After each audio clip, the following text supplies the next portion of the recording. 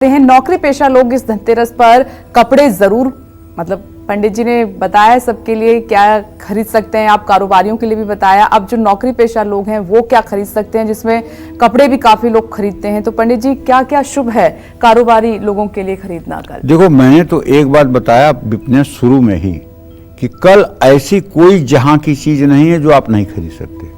कल संसार की कोई ऐसी वस्तु नहीं है जो आपके उपयोग में आए और आप न खरीद सकें। आप सब कुछ खरीद सकते हैं। जैसे अगर नौकरी पेशा लोगों की बात करें तो नौकरी पेशा लोग बड़ा सिस्टमेटिक जीवन जीते हैं।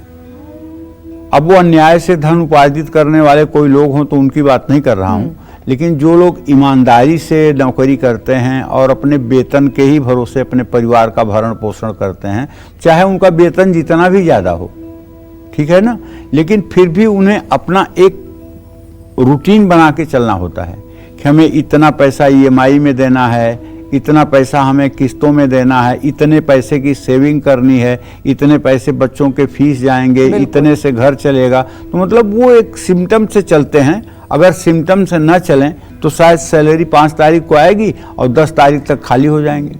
सैलरी का जो पोर्शन है वो ऑलरेडी डिवाइडेड होता है, कहाँ कहाँ पर जाना है ये उतना ही कर पाते हैं। तो पंडित जी सालों की परंपरा है कपड़े खरीदना, तो हर तो कोई त्योहार हो ना हो, दिवाली के अवसर पर कपड़े जरूर खरीदे जाते हैं। और देखो, मैं कहता हूँ कि अगर आदमी का ड्रेस और एड्रेस दोनों ठीक हो तो सफलता उसके कदम में रहती है। बिल्कुल ठीक है ना।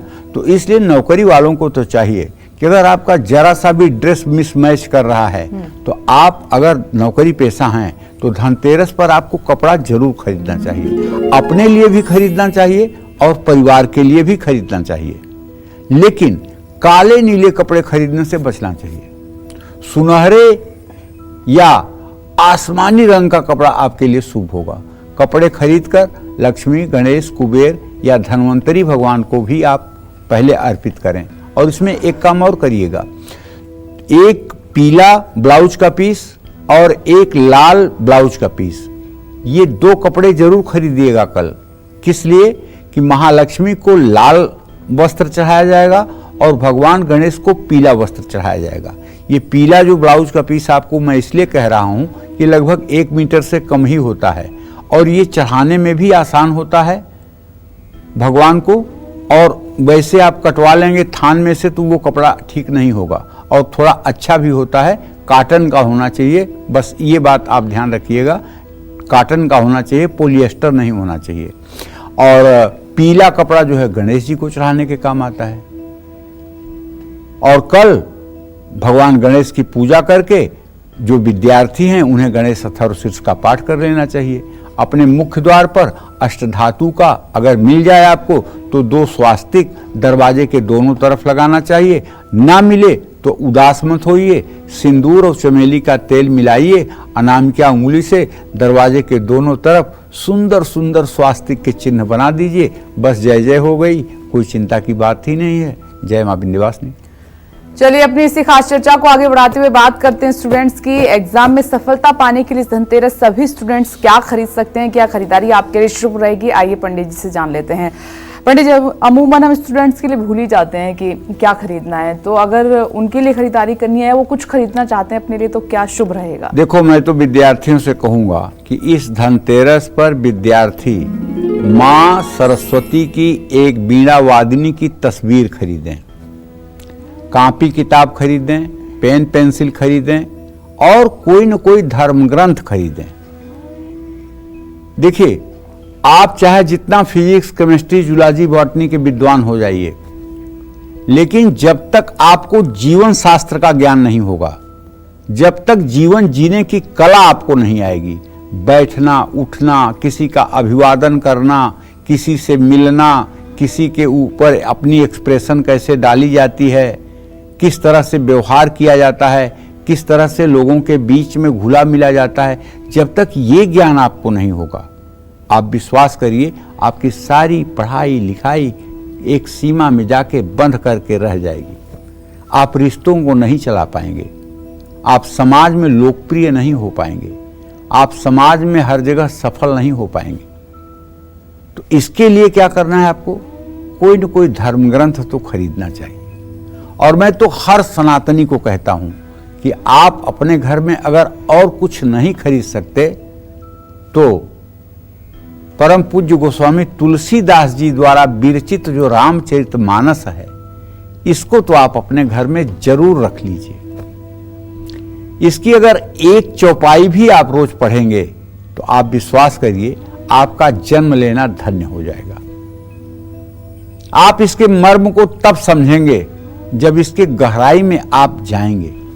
ये कितना विशद शास्त्र है, इसकी आप कल्पना नहीं कर सकते। यही सर आवत अति कठिनाई, राम कृपा बिनु आई न जाई। विद्यार्थी खरीदी हुई चीजें लाकर अपने घर की पूर्व और उत्तर दिशा में रखें। अपने माता पिता और गुरु का आशीर्वाद आज के दिन जरूर लें। जय मां विंध्यवासिनी।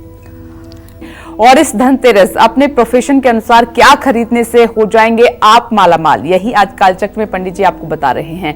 तो चलिए अब जल्दी से जान लेते हैं कि इस धनतेरस जो मीडिया फील्ड से जुड़े लोग हैं किन चीजों की खरीदारी करें और क्या उपाय कर सकते हैं हम कल धनतेरस के अवसर पर। पंडित जी, मैं भी मीडिया से ही हूँ तो ये तो मेरे लिए भी है, तो क्या कल खरीदें, क्या उपाय करें? देखो, मेरा भी तो अब 18 साल का अनुभव मीडिया से हो गया है, तो ऐसे में मीडिया जगत से जुड़े लोगों को बताना चाहूँगा कि इस धनतेरस पर आपको कैमरा, कंप्यूटर, लैपटॉप, लाइटिंग की चीज़ें घर में लाना चाहिए और इसे उत्तर दिशा में रखना चाहिए। लक्ष्मी गणेश संग शिवलिंग का अभिषेक करना चाहिए। हनुमान चालीसा का पाठ करना चाहिए। मीडिया से जुड़े लोग सबसे ज़्यादा अगर किसी चीज़ की खरीदारी करते हैं तो वो खरीदारी उनकी होती है कपड़े की। और चीज़ों में भले कंजूसी करें, लेकिन कपड़ा खरीदने में कभी मीडिया पर्सन कंजूसी नहीं करते हैं, क्योंकि ये चमक दमक की दुनिया है। यहाँ कपड़े बदल बदल के ही होने चाहिए। इसलिए अगर धनतेरस पर कपड़े खरीदे जाएं तो शायद ये बहुत ही अच्छा होगा और ये भाग्योदय के लिए बहुत ही उपयोगी होगा। जय मां विंध्यवासिनी। पंडित जी, लेकिन गर्ल्स क्या खरीदें? अगर कपड़े आपने कहा कि लाइट, कैमरा, ये तो अमूमन बॉयज खरीद लेंगे, मेल खरीद लेंगे, लेकिन गर्ल्स क्या खरीद सकती हैं? गर्ल्स को अगर जरा सा भी अपनी सेविंग्स अलाउ कर रही है, अपना पॉकेट अलाउ कर रहा है, तो अपने लिए कोई बढ़िया रिंग, अंगूठी, कोई बढ़िया चैन, कोई बढ़िया सोने का आभूषण जरूर खरीदना चाहिए। ये तो ये मतलब कि थोड़ा सा प्रसन्नता के लिए तो है ही है, ऊपर से ये सेविंग्स है। और हर धनतेरस पर अगर आप 25-50 हजार की अपने लिए सेविंग्स कर रहे हो तो एक दिन ऐसा आएगा 10-20-25 साल के बाद जब एक बहुत अच्छी खासी सेविंग्स हो जाएगी। मैं तो लड़कियों को बार बार सुझाव देता हूँ कि अगर आपके थोड़े भी पैसे जुड़े हुए हैं तो आपको तुरंत मतलब कि जो है गोल्ड खरीद लेना चाहिए। वो इसलिए खरीद लेना चाहिए कि पैसों के हाथ पैर होते हैं। अगर पैसे आपके पास हैं तो कहीं न कहीं खर्च हो ही जाएंगे जी, बिल्कुल। लेकिन अगर आप गोल्ड खरीद लेंगे तो आपका सेफ हो जाएगा, क्योंकि पैसे के हाथ पैर होते हैं विपनेश जी। और जिन लोगों के जेब में क्रेडिट कार्ड होता है उनके दिमाग में हर समय खुजली होती रहती है शॉपिंग करने की जी, बिल्कुल। अगर क्रेडिट कार्ड ना हो और जेब में पैसा ना हो तो ये खुजली नहीं होगी। अनावश्यक चीजों को भी खरीदते रहते हैं। और जानती हो क्रेडिट कार्ड का इंटरेस्ट 48% तक होता है, सबसे ज्यादा। 8% हाउस लोन तो कोई दे नहीं पाता और 48% आपसे अगर इंटरेस्ट लिया जाए तो आप बर्बाद नहीं तो क्या आबाद होंगे। कई लोग हो भी जाते हैं। और कई लोग हो भी जाते हैं। तो इसमें मतलब क्या है कि क्रेडिट कार्ड जो है वो दिमाग में खुजली पैदा करता है, ये भी खरीद लो, ये भी खरीद लो, ये भी खरीद लो, क्योंकि देते समय तब पता चलेगा लेकिन अभी नहीं। इसीलिए मैं कहता हूं कि आदमी के अंदर कर्ज लेने की, लोन लेने की वृत्ति नहीं होनी चाहिए। क्रेडिट कार्ड मुझे लगता है शौक के लिए नहीं है, इमरजेंसी के लिए, लेकिन लोगों ने शौक बना लिया क्रेडिट कार्ड को। हाँ। तो आप शौक मत बनाइए, क्योंकि क्रेडिट कार्ड आपकी इमरजेंसी में आपके काम आएगा। क्योंकि अक्सर लोग क्या करते हैं कि जो आपका बिलिंग सिस्टम है वो आप अगर बिल टाइम पे नहीं भरेंगे तो वो इंटरेस्ट लगातार जुड़ता चला जाता है और उसमें कई लोग बर्बाद भी हुए हैं और परेशान भी हुए हैं। तो ऐसी परेशानी आप मोल बिल्कुल ना लें।